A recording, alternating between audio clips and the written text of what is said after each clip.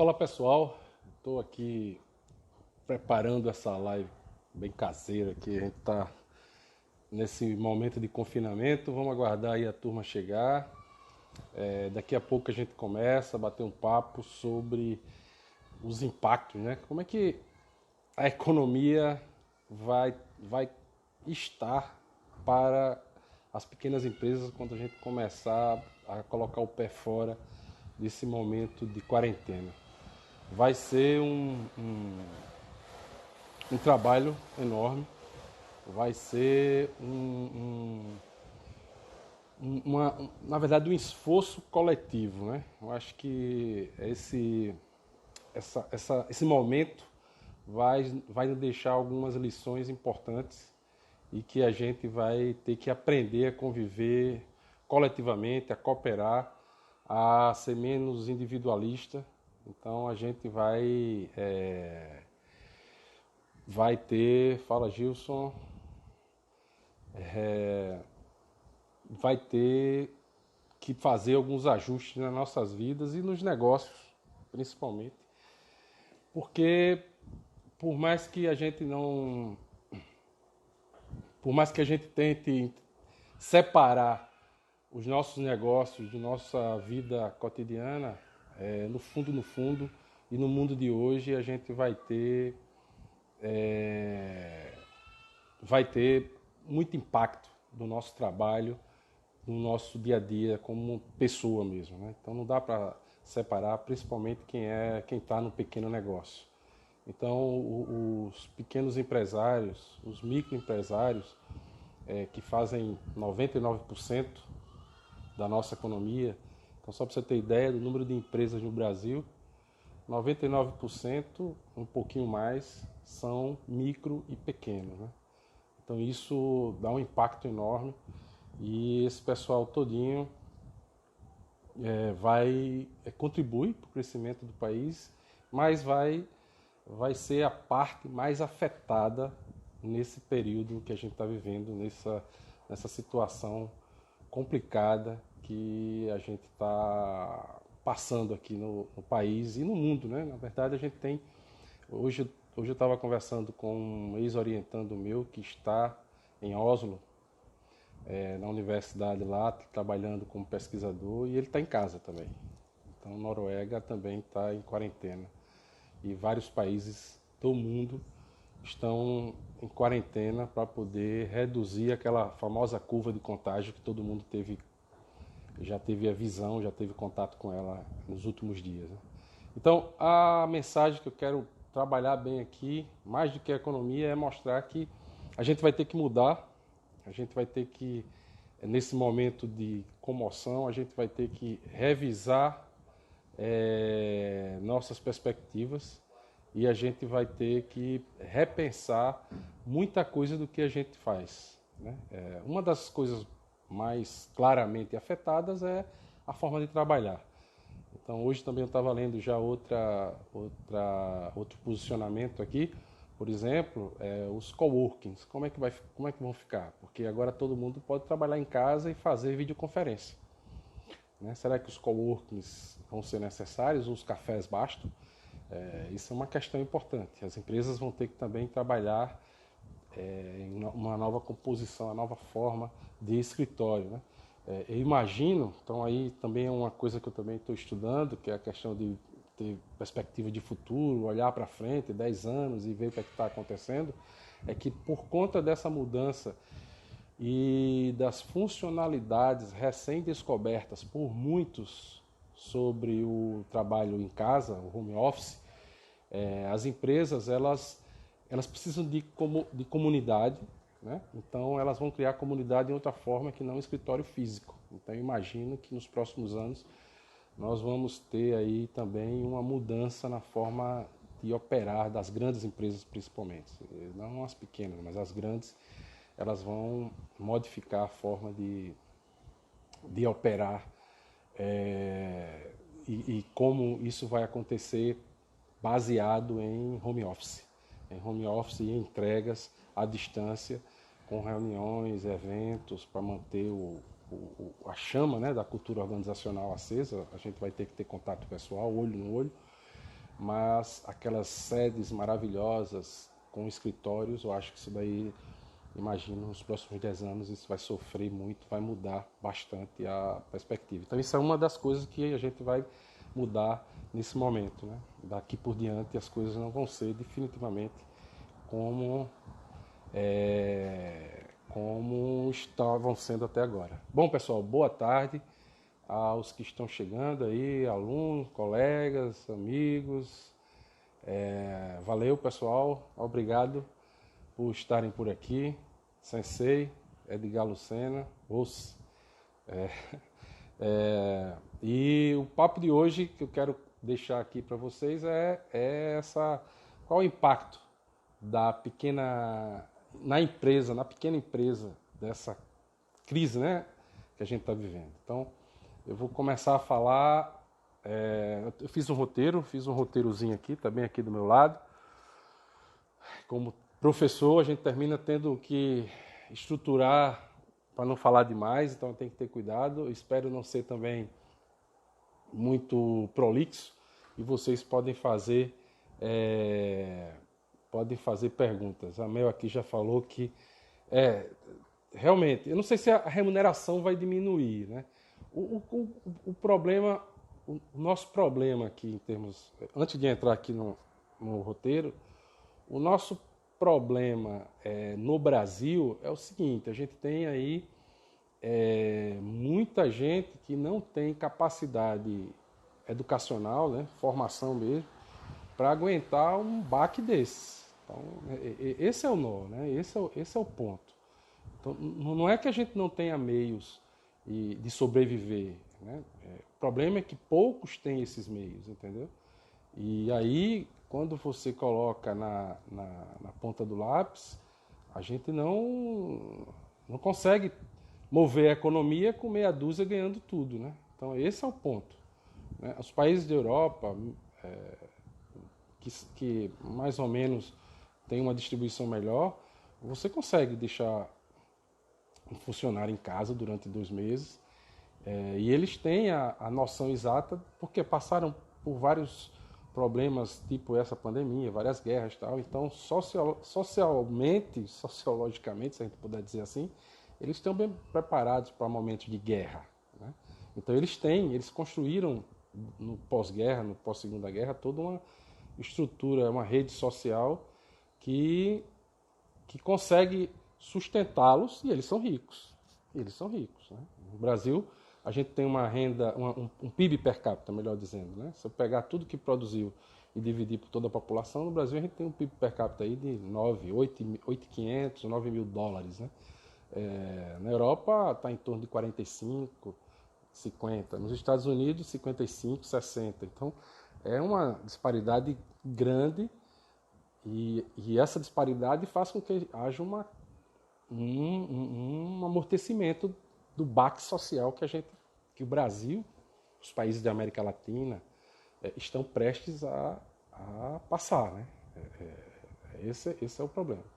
Mas vamos lá, eu vou começar aqui com o meu roteirozinho. Pessoal, obrigado para quem está entrando agora. A gente vai, aqui é o Sururu Talks, né? Não falei. Sururu Talks também tem um blog, eu edito um blog. Tem material lá para pequena empresa, muitas dicas. Convido também a quem quiser escrever alguma coisa, pode me mandar, entre em contato, que aí eu edito aqui, mando e publico. A gente faz combina-se aquilo mesmo e eu posso publicar. Quem tiver alguma dica, alguma informação, é questão de comunidade, a gente tem que construir essas comunidades. Eu estou com material já do Gilson para publicar. Então, o Sururu Talks é um blog e eu estou aqui começando essas transmissões ao vivo para trazer também mais algumas informações e dicas, né? Porque realmente daqui para frente, se a gente não tiver uma visão de longo prazo, continuamente, então sempre olhar para frente, eu sei que isso gera ansiedade, né? E ansiedade é exatamente isso, futuro demais, e depressão é passado demais. Ah, se fosse, só que agora não é hora para a gente ficar nessa. A gente tem que trabalhar o presente, construindo e olhando o futuro o tempo inteiro, e fazendo essa ponte de vinda com os olhares. Então o Sururu Talks tenta fazer isso. e trazer para vocês e para quem tiver interesse nessas áreas, questão de inovação, pequena empresa, o mundo digital, particularmente aplicações ou estratégias para que as empresas entrem no mundo digital. Eu vou falar isso também no final, nas dicas. Então é esse papo aí do Sururu Talks que a gente vai tratar hoje. Espero não ser tão prolixo e também não demorar tanto. Vamos lá. Bom, a agenda que eu montei aqui foi primeiro falar um pouquinho sobre a economia. Caramba, todo dia é uma coisa nova, o governo realmente está se mostrando um pouco perdido. Eu estava colocando aqui que, falando com outra pessoa antes, o governo está perdido entre os seus dogmas, a sua forma de ver o mundo, nada contra, é legítimo, cada um tem os seus filtros e a sua forma de entender como o mundo se comporta. Isso daí é natural de todo mundo e quem estuda tal sabe qual a linha a seguir. E o governo está mais ou menos querendo manter os seus dogmas, só que dogma é questão de fé, né? E fé a gente não contesta. Só que acontece que o dogma, às vezes, ele mata. E essa é a realidade é de morte. Né? Então o governo está perdido entre os seus dogmas e a realidade. Então como eles não conseguem, eles não querem ouvir ou só sobrevivem com pressão, só andam sob pressão, então termina tomando decisões fora de contexto, como a de hoje de madrugada, por exemplo, que coloca 4 meses o funcionário registrado, mas sem salário. Salva as empresas. Será? A gente vai tratar sobre isso. Será que salva? Eu não sei. Pois é, Edgar. Ele 4 meses sem salário, né? Mas foi revogado. Ele já revogou, já tirou essa porque não faz sentido. E eu vou dizer já por quê. E aí o governo está perdido, é verdade. E vamos ver. A gente tem mais aí que torcer para que outros governantes tomem, principalmente os governos dos estados e das prefeituras, os prefeitos, eles consigam ter essa visão de longo prazo. Né? Esse é o problema hoje. As pessoas são muito ligadas, querem uma coisa melhor lá na frente, mas esquecem que para ter algo mais na frente, o futuro desejável, elas precisam começar hoje a trabalhar para que esse futuro aconteça. Então, e os políticos eles ficam muito focados no curto prazo. Quer dizer, os caras hoje estão focados na eleição de prefeito ou na eleição de 2022, enquanto 207 milhões de brasileiros estão aí esperando para ver o que é. Pois é. Então, situação geral da economia, quais setores vão ser afetados, e tem alguns que vão ser duramente afetados, realmente. Esses setores, principalmente serviço, que agora está tudo fechado, e que nem todo mundo pode pedir comida em casa, por exemplo. Então, como é que vai ficar os restaurantes? Né? Nem todo botequim de bairro entrega alguma coisa em casa. Então, como é que fica isso? Opa, desculpa, bati aqui. Então, como é que fica isso? Essas são as questões relevantes. Né? Então, quais setores vão ser afetados? Eu vou colocar também. E depois algumas dicas dentro de 3 áreas, que são as áreas que eu entendo que são interessantes para a pequena empresa. Primeiro, a questão financeira, então como é que pode ser feito. Depois, internamente, que tipo de controle eu preciso ter, e eu preciso ter muito controle. Isso, é nisso que eu falo que a gente vai ter que começar a mudar a forma de pensar, e mudando a forma de pensar, significa que os empresários, eles vão ter que ser um pouco mais profissionais. Então, é preciso fazer conta. É preciso saber o que é que tem de estoque, é preciso entender que o funcionário que você contrata, ele não é simples mão de obra, ele está ali para lhe ajudar também, então você tem que ter o mínimo de empatia. Ou seja, tem que aplicar uma série de técnicas modernas de gestão para a pequena empresa. Agora você imagina como é que o mercadinho lá no bairro da periferia vai aplicar técnica moderna de gestão. Esse é um desafio enorme. E por fim eu vou falar um pouquinho de mercado, né? de como a gente vai ter que agir no mercado, como as pequenas empresas vão ter que agir no mercado diante dessa condição que a gente está vivendo. Bom, vamos lá. Começando pela economia. Eu vou falar um pouquinho de como é que a economia se comporta do ponto de vista macroeconômico. Vê só, a gente tem dois mundos de economia que a gente fica olhando, né? Basicamente dois. Eu trabalho com o terceiro, mas deixe isso para a sala de aula.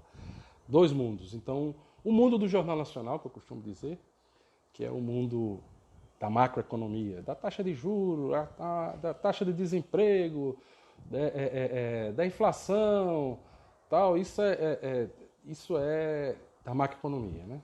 E o mundo da microeconomia, são das decisões individuais dos agentes econômicos, né?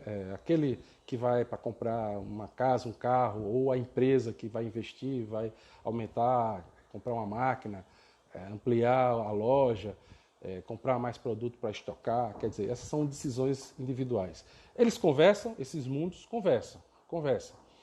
Só que a conversa não é uma conversa livre. Quando eu falei do dogma da equipe econômica, é que eles acreditam que a conversa entre o pequeno, o micro e o macro, as decisões macro que Brasília toma, seja uma conversa livre, ou seja, não tem ruído no meio, né? Só que imagina, eu falei bastante aqui, muita gente toma decisão, né, porque sobre suas perspectivas de mundo, né? Sobre a sua vivência, onde nasceu, os pais, os tios, a família, de modo geral. Então, as pessoas tomam decisões baseadas nisso, né? E se eu tomo decisão baseada em uma série de filtros que são bastante pessoais, como é que eu vou interpretar aquilo que chega de fora para mim? São as políticas macroeconômicas, as noções do governo, olha, tem que fazer isso, tem que fazer aquilo. Então, a interpretação não é igual para todo mundo. Então, por isso que eu digo que o mundo micro e o mundo macro, eles conversam, mas eles não conversam de forma livre, né? Como quer a turma do governo. A gente está com essa turma no governo desde sempre. Essa turma nunca saiu do governo, desde sempre. Sempre tem os economistas, a turma que pensa que existe informação livre no mundo. E não existe, tá certo? As interpretações mudam na medida em que as pessoas mudam, as empresas mudam.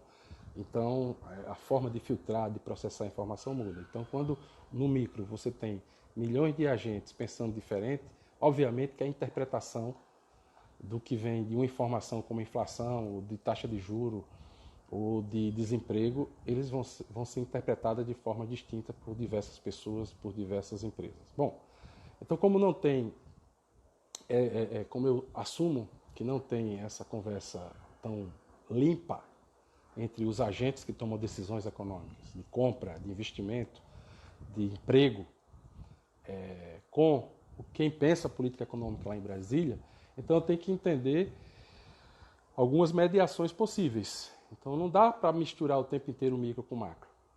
Mas eu tenho várias teorias e várias evidências que mostram alguns caminhos. E um dos caminhos é esse que a gente sabe que, em momento de incerteza muito grande, que é o que está acontecendo agora, a economia para. Tá certo? As pessoas não querem gastar, porque você não sabe se tem emprego, se tem renda no próximo mês. Então as pessoas não vão gastar. Se as pessoas não gastarem, as empresas que vendem para essas pessoas não vai investir. Né? As empresas não vão investir, as empresas não vão contratar, não vão dar mais emprego. Ora, se der menos emprego, tá certo? As pessoas que iriam gastar não vão ter salários e vão continuar sem gastar. Veja só, o que eu estou querendo dizer é que é a demanda que no fundo, vai fazer a roda girar. O meu gasto, o seu gasto, é a renda de alguém, tá certo? Que vai ser gasto dele, que vai ser renda de outra pessoa ou de outra empresa. Então, é assim que a roda anda. A gente já tinha 12 milhões de desempregados. 47 milhões entre 12 de desempregados, mais 35 vivendo de bico. Bico, subemprego, conta própria, mas daquele jeito. Então, você imagina 47 milhões de pessoas no universo de 110 milhões que tem capacidade de trabalhar no Brasil, 47 estão ou desempregados, subempregados, com renda baixa. O que é que tem na economia? Parada. PIB de 1%. É isso que a gente está vendo nos últimos 3 ou 4 anos. Né? Então, com desemprego alto, as pessoas, e incerteza alta, as pessoas param de gastar, as empresas param de investir. Tá certo? Então, esse é um fenômeno básico. Né? Eu estou partindo do princípio que é a demanda que move a economia, é o gasto das pessoas que move a economia, e sem as pessoas gastarem, você não tem economia, você não tem mercado. Porque mercado é quem compra e quem vende. Se quem compra não tem dinheiro para ir entregar, para trocar alguma coisa por quem vende não vai produzir. E aí você tem uma redução total. Então esse é o problema que a gente está vivendo hoje, certo? E em momento de incerteza isso daí vai aos píncaros, né? Vai lá para cima e a gente não sabe de fato o que vai acontecer. Então esse é um problema que a gente está vivendo. A economia parou bruscamente, já estão contabilizando aí uma queda na taxa de crescimento de 5%. Isso vai dar 5%, dá um mês de PIB do Brasil em torno de 700 bilhões, 680 bilhões de reais. O que aqui significa esses 680 bilhões de reais? Significaria o que o governo tinha que fazer, emitir débito, ou dívida, ou rodar a moeda e jogar, despejar, que a gente chama de dinheiro de helicóptero, jogar na economia. Aí, o que é que acontece no governo? Não, a gente vai dar 5 bilhões para tal, vão dar 68 bilhões para os bancos. Né?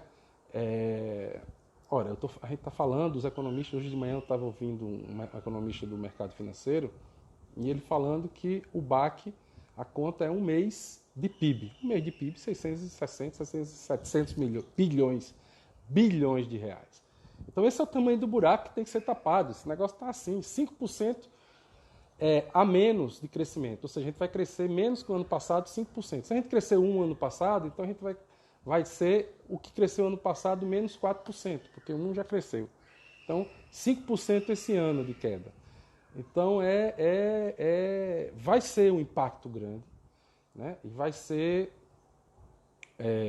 a gente está esperando que o governo tome decisões, só ele pode. Aí onde entra um terceiro elemento. Né? Ora, se a turma que vai gastar, a demanda, não está querendo, e a oferta não vai contratar, porque não vai ter, para quem vender, não vai ter lucro no futuro, tem que entrar um terceiro elemento aí para resolver, para equilibrar, que é o governo.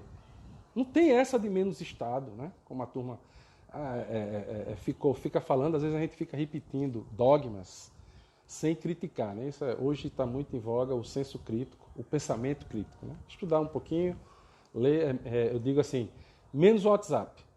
Né? Mais leitura, mais livro e menos WhatsApp. E isso faz com que a gente comece a perceber. Vê só, 680 bilhões. 680 bilhões de buraco, você tem, até hoje, pelo que as minhas contas, menos de 150 bilhões já foi prometido. E boa parte disso é renegociação de dívidas já existentes, ou seja, não é dinheiro novo. A gente vai perder 680 bilhões de dinheiro novo, certo? Mas o governo não está querendo botar dinheiro novo. Bom, esse é o ponto. Outra questão importante, o Marcos até está perguntando aqui sobre o Nordeste. O Nordeste hoje tem 57 milhões de habitantes. Só que qual é o problema do Nordeste? O Nordeste representa 13%, em média, desses 680 bilhões. Então, se a gente fizer, porque é 13% do PIB, se eu dividir igualmente, não é bem assim, mas fazendo a conta de padaria, você faz a conta aí de 13% desses 700 bilhões aí, dá pelo menos 70 a 80 bilhões. É a pancada do dinheiro que vai ser enxugado, tirado do Nordeste, né? Que vai sumir, porque ninguém vai gastar. Né? Só que tem um problema no Nordeste, isso é um pouco menos, não é esse valor todo, porque o Nordeste tem 57 milhões de habitantes, o Brasil tem 207. Só que o Nordeste tem 53%, parece que 36 milhões dos 57 são pobres. Pobres que têm até um salário mínimo de renda, até um salário mínimo, né? Boa parte desse pessoal não tem nem meio. E 53, 54% dos pobres do Brasil estão no Nordeste. Então, esse é outro impacto que a gente já tem. Isso é estrutural. Isso não é novo, né? Isso já é o que a gente vive. Nós temos mais da metade dos pobres do Brasil todo, né? Das famílias em vulnerabilidade social, né? E o Nordeste é o que menos recebe Bolsa Família ultimamente, né? Em janeiro foram, das concessões todas no Brasil, apenas 3% vieram para o Nordeste, onde o Nordeste tem o maior número de famílias no Bolsa Família, que é uma sobrevida importante para as cidades do interior, principalmente, né? Então, as políticas públicas, nesse sentido, vão ser... E aí onde entra a questão do terceiro elemento, que é o Estado. O Estado é fundamental para nos tirar nessa situação de crise, porque o Estado é soberano na emissão de dívida, ele pode emitir dívida e, com isso, fazer dinheiro para gastar. E só relatando que dívida, a gente está endividando nossos filhos e netos, certo? Mas é uma situação de crise, porque talvez não tenha Brasil para nossos filhos e netos se a gente não se endividar agora, né? Dívida, quando a gente se endivida, a gente está antecipando o consumo futuro, né? Então, mas acontece que a situação que tem que endividar porque pode não ter Brasil. Isso é um porém, né? E o governo pode emitir moeda, né? Está todo um debate aí sobre isso, na nova teoria monetária, sobre todo. Eu não sou da área, mas tem todo um debate que o país pode emitir moeda, porque teve exemplo agora na crise de 2008, em que os bancos centrais injetaram trilhões na economia e não gerou inflação, tal, muito pelo contrário, manteve a crise aí sobrevivendo até agora, quando as bolsas começaram a derreter numa situação dessa. Então, a gente tem aí realmente duas crises. A crise social, sanitária, essa que está aí, está se avizinhando, não chegou ainda, e a crise econômica que a gente já está, o Brasil já está nela há pelo menos 3 ou 4 anos, desde 2016, né? 15, 16 foi a recessão mesmo, mas a gente não se recuperou e está arrastando esse negócio há 5 anos praticamente, né? Então, a situação da economia é essa. Então, a gente tem uma economia estruturalmente que já estava ruim e que pode piorar se não houver algumas decisões importantes por parte do governo hoje. Bom, aí tem algumas medidas, essa questão que eu já falei aqui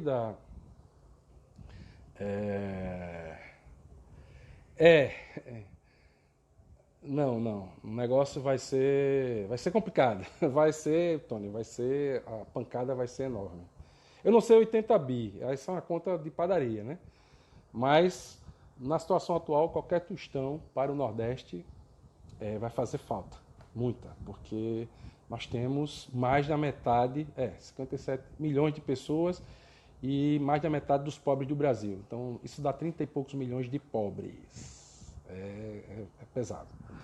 Bom, vamos lá. Aí, as medidas o governo está tomando, mas estão claudicantes, né? O pessoal está sem saber direito o que fazer. É isso, estão entre os dogmas e a realidade. E vamos lá, vamos ver o que se sobressai. O problema é que, se demorar muito, a realidade vem tão pesada que eu não sei o que vai ficar depois. Tomara que tomem decisões hoje à noite bem acertadas. Bom, quais setores afetados, né? Quais setores da economia afetados? Vê só, o Brasil como todo, e o Nordeste em particular, e Alagoas mais ainda, depende de comércio e serviço, né? Alagoas tem 72% da sua riqueza sendo gerada no comércio e serviço. Nós não temos indústria, né? Nós definitivamente não temos indústria capaz de gerar riqueza. Riqueza que fique aqui. Riqueza que eu digo quanto é o salário de um comerciário? 1.200, R$ 1.500, quanto é o salário de um industrial da Braskem, por exemplo, né? R$ 5.000, R$ 6.000 pelo menos. Então, veja a diferença.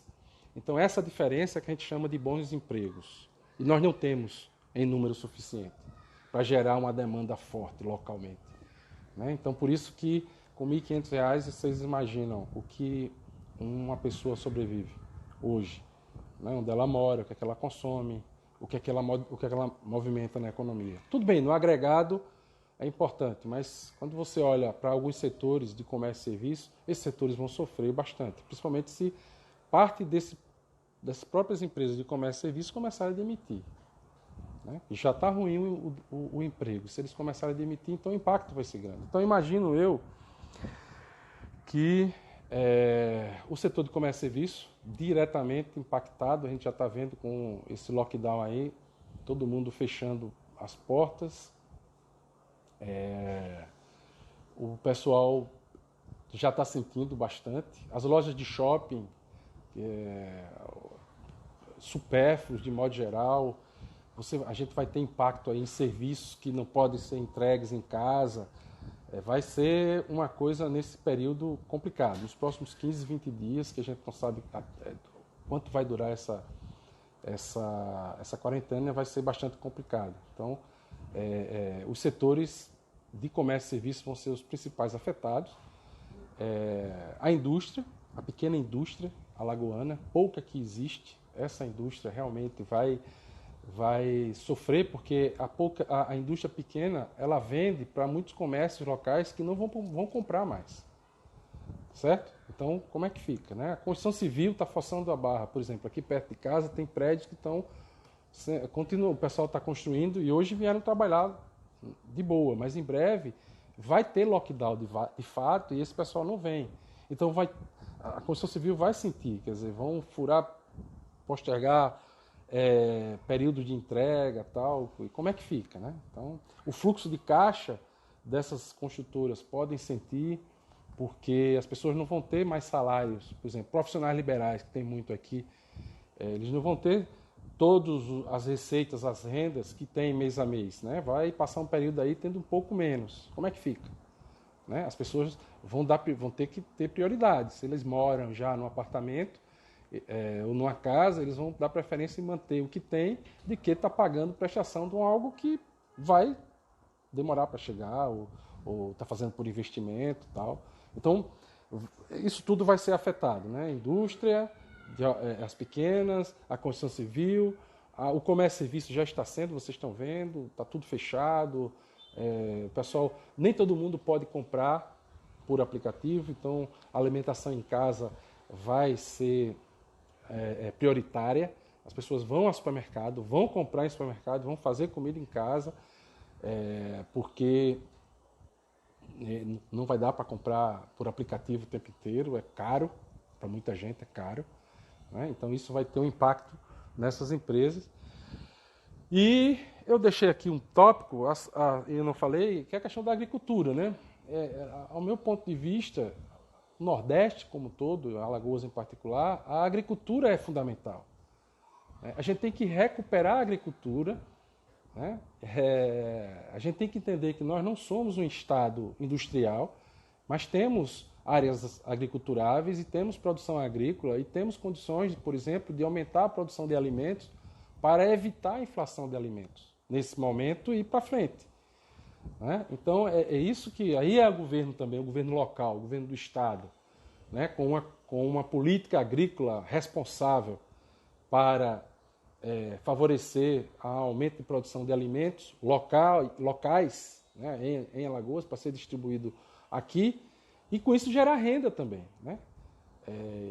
Isso é importante. Não dá para a gente industrializar o estado até o final de 2020, mas dá para a gente plantar mais, né? Então, está chovendo no interior, está chovendo no sertão, as pessoas lá estão mais isoladas também, então tem como trabalhar, tem como fazer. Precisa fazer uma política. E aí, política pública, ultimamente, foi sempre relegada a segundo plano, né? O Tony fica falando aí que o ciclo de política no estado de Alagoas, no estado não, no Brasil todo, são 2 anos. Ora, em 2 anos você não implementa política pública com efetividade. né? Porque a cada 2 anos você tem uma eleição e a cada 2 anos você modifica toda a orientação política para favorecer determinados setores que poderiam trazer movimento econômico. E a gente não tem isso. Então, hoje eu acredito que a agricultura seja uma saída importante. Energia racionar. Eu não sei, energia, a gente tem alternativas tecnológicas que a gente consegue resolver. As usinas conseguem conectar, precisa ajustar também a questão de custo e tal. Isso tudo, a gente já tem um marco legal interessante. A gente tem água, o Brasil consegue, a segurança alimentar brasileira, ela está mais ou menos garantida, mas tudo isso, pessoal, depende o tempo inteiro de política pública. Né? Veja só uma coisa bem trivial, o deslocamento das pessoas entre os estados. É uma briga entre os governos estaduais e o federal. Isso é política pública. Olha, lockdown, vamos travar, né, fechar, faz uma videoconferência com os governadores. Pessoal, ó, a gente está nessa situação, tem que reduzir a curva de difusão aí da doença, tal, vamos lá. Mas é briga, é prosetelismo político o tempo inteiro. Né? Então, esse é o problema nosso e a gente tem que aprender com isso, como sociedade. Nós temos que também ser um dos aprendizados. A gente tem que aprender a escolher bem nossos próximos políticos. Né?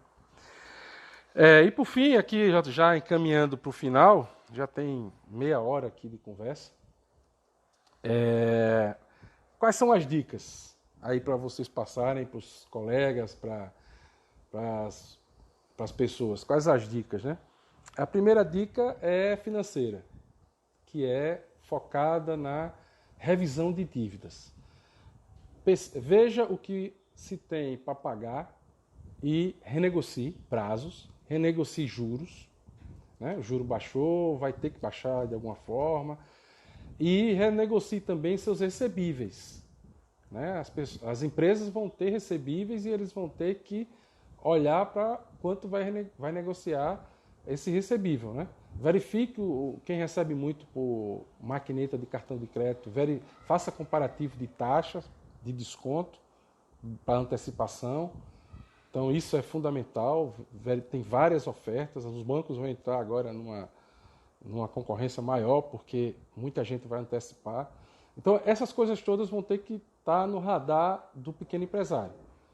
Verificar o que tem a pagar, reduzir custo fixo, né? Reduzir aluguel, renegociar aluguel, pedir postergação de prazo de aluguel. Vai ter que fazer um ajuste geral para que eu vou falar de novo da economia lagoana daqui a pouco, Roland. Para que a gente tenha um ajuste tanto do lado de o pequeno empresário que precisa da ajuda, como, por exemplo, de quem está recebendo aluguel. É melhor a empresa estar lá, diminuir um pouco o valor do aluguel, mas está recebendo, do que simplesmente a empresa fechar e você ficar sem aluguel e nunca mais, ou passar por um bom tempo sem ter que alugar, sem poder alugar, porque não vai ter a quem. Né? Então essas questões vão ser importantes para a pequena empresa. Financeiramente, renegociar dívidas, postergar dívidas, tentar uma moratória, um prazo de carência. Moratória no sentido assim, negociado. Né? Olha, não posso pagar esse mês, vou pagar metade, pago o juro, me coloque para mais um mês na frente para eu voltar ao meu negócio. Vai ter que fazer isso.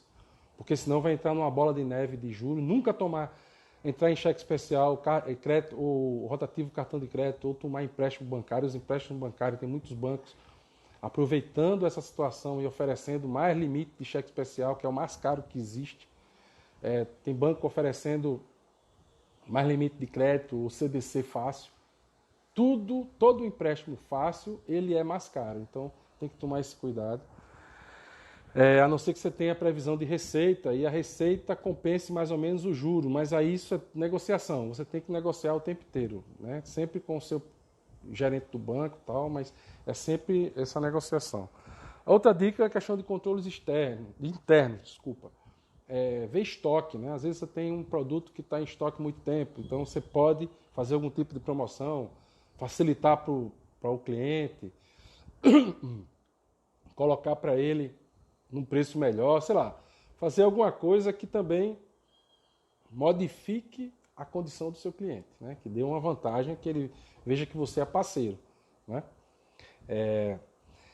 Os impostos é outro problema. O governo vai ser muito reticente em postergar impostos, porque o governo precisa de receita. Ele pode dividir, ainda mais esse governo que é meio dogmático, tá certo? Vai ser complicado, principalmente. E Alagoas não se iludam.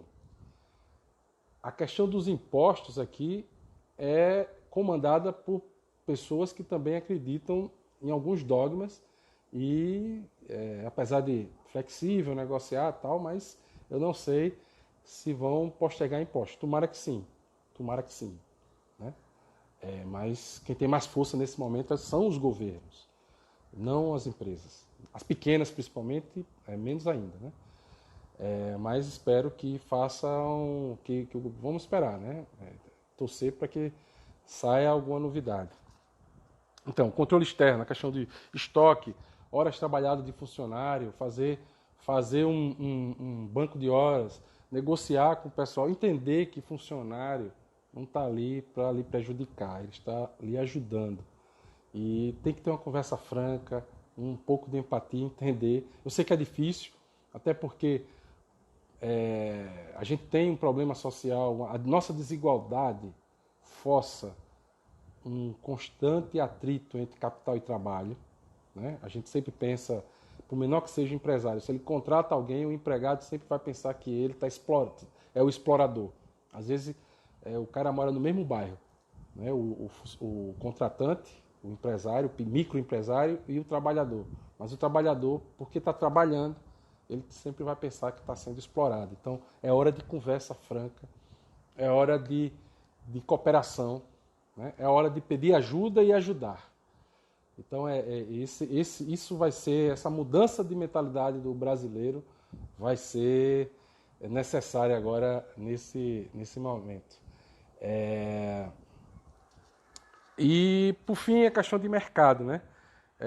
Conexão de cliente e fornecedor que o microempresário vai ter que ter. Então aumentar a empatia com seus clientes, entender melhor o ponto de vista deles e tentar entregar da melhor forma possível aquilo que você faz, principalmente no pós-confinamento, pós-quarentena, né? Que a gente está. Quando reabrir os negócios vão ter que ter muita paciência e muita capacidade de entendimento do mercado, porque vai estar todo mundo receoso, aquela incerteza que eu falei no começo, todo mundo receoso com o futuro que vai ser cada vez mais incerto e que não sabe o que é que vai acontecer. A economia vai girar num ritmo mais lento, alguns setores vão se dar melhor que outros e vai se dar melhor o empresário que conseguir ter mais empatia, ter mais percepção com o seu entorno, né? Aquele negócio de abrir a loja, comércio e serviço, abrir sua fábrica e se trancar no escritório, esse está ruim, né? Ou então aquele empresário que acha que tem uma empresa e a primeira coisa, eu costumo brincar, que a primeira coisa que ele faz é financiar sua BMW ou Mercedes. Isso também está ruim. E não vai poder ter Mercedes, não vai poder ter BMW, se quiser sobreviver com o negócio, né? Porque a gente está numa situação complicada, mas é possível reverter, vai ser possível reverter. Ninguém morreu, ou espera-se que não, né? Se você não morrer, vai ser possível reverter, mas é preciso mudar um monte de chavezinha no cérebro, ver o mundo com outro olhar, ser menos dogmático, né? Ser menos dono da verdade. E eu acho que esse é o recado para o pequeno empresário. O pequeno empresário, eu sei que ele trabalha muito, sofre muito, paga imposto, paga muito, 40% de imposto de tudo que você fatura. Imagina, se você fatura R$100, você tem 40% é seu sócio governo, e aí você tem, em média, uma regra de bolso, 30% para pagar o fornecedor, então já aí é 40 com 30, 70, certo? E você tem 30% do seu faturamento para pagar funcionário, a manutenção do seu negócio e ter sua margem de lucro. Então, realmente você trabalha para ter propriedade sobre 10% do que rende o seu trabalho. 10% é a margem de manobra que você tem, às vezes nem isso, para fazer tudo que você gostaria na vida como empresário. O resto é governo, folha de pagamento, fornecedor e manutenção do negócio no dia a dia. Então é isso que tem que ter atenção e tem que ter cuidado no que está por vir agora. Pessoal, obrigado. Eu vou encerrar aqui, vou responder algumas perguntas e a gente vai, para poder encerrar, porque já faz tempo que eu estou. Bom, vou falar aqui com o Gilson, papel do BNDES. O BNDES, pois é, botou 55 bilhões, mas é aquilo que eu falei, a gente está num buraco de 680 bilhões. 55 bilhões, não. E outra, boa parte desses 55, isso eu estava lendo hoje, é renegociação de dívida, que já existe. Então não é dinheiro novo, a gente precisa de dinheiro novo. Para a economia não cair tanto, ou cair pouco, assim, ou ficar no que estava, a gente precisa de dinheiro novo, 680 bi pelo menos. Diz o governo hoje que vai dar 1 trilhão tal, mas parte disso é dinheiro que já estava contratado. É renegociação de dívida. Não é renegociação de dinheiro de helicóptero, que chamamos. A economia chama de dinheiro de helicóptero, é jogar. Só que o problema do dinheiro de helicóptero também é que os mais altos conseguem pegar mais. Esse é o problema. E aí a gente tem uma desigualdade muito grande. E como é que vai atender essa desigualdade? Que é consumidor. Esse pessoal que está em favela, nas comunidades, ele é consumidor. Ele compra em supermercado, ele compra TV, né? Ele movimenta a fábrica. A gente tem que manter esse pessoal gastando. E não é cortando o Bolsa Família que vai fazer isso. Né? E não é rolando dívida de empresa que a gente vai fazer isso. Então esse é o ponto.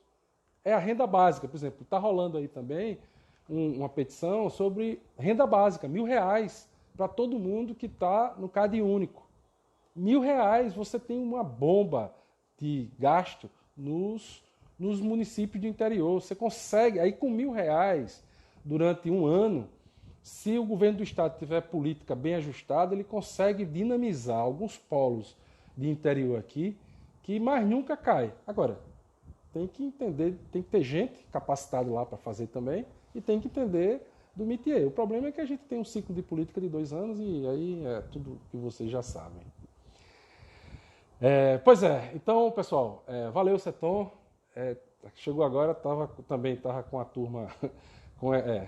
Mas eu vou gravar, vou disponibilizar esse material e espero fazer outra dessa essa semana para que a gente discuta. Eu vou recebendo aqui as informações também para fazer uma tradução sobre qual o impacto disso nas nossas vidas e nas vidas dos pequenos empresários, né? Porque Alagoas, no Nordeste, o Brasil é de pequeno empresário. E se a gente não estiver trabalhando com o pequeno, a gente vai ter um futuro próximo bem complicado. A gente precisa urgentemente ajudar o pequeno. Tá bom?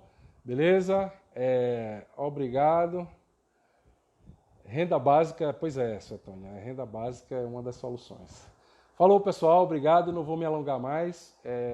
Pode fazer perguntas, pode deixar aqui no Instagram.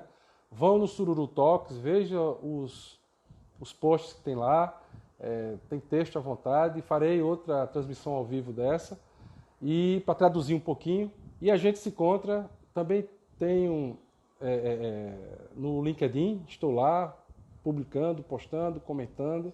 E no Twitter é mais política mesmo, no Twitter é só acompanhando os economistas e vendo o que a turma está concordando ou discordando.